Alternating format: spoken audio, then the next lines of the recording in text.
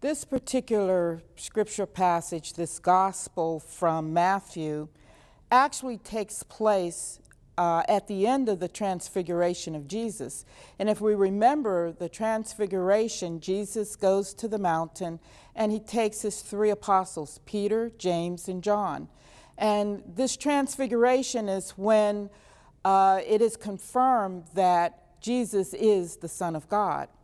And while they are on the mountain, Moses and Elijah appear to Jesus and the apostles. As they are coming down the mountain, the three apostles begin to ask Jesus questions about Elijah. And that's this particular gospel reading. And they ask him, why do the scribes say that Elijah must come? And Jesus says, well, he did come, but no one recognized him. In actuality, Jesus was referring to John the Baptist. He says, then the disciples understood that he was speaking to them of John the Baptist. Think about the word recognize.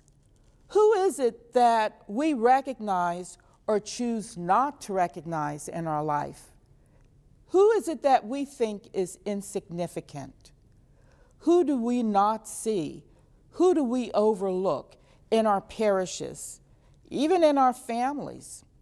Is it someone we're angry with? Is it the person that has hurt us? Do we recognize Christ in each other?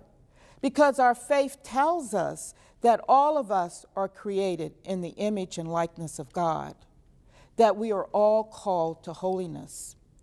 Do we recognize Christ in the prisoner? Do we recognize Christ in the poor? Do we see Christ in the homeless?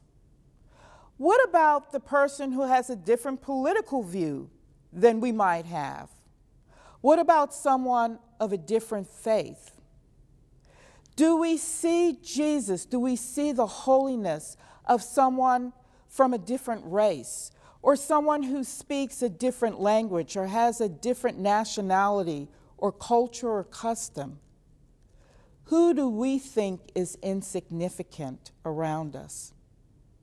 Use this time of Advent as an opportunity to reflect on those that we forget, those that we do not see in our midst.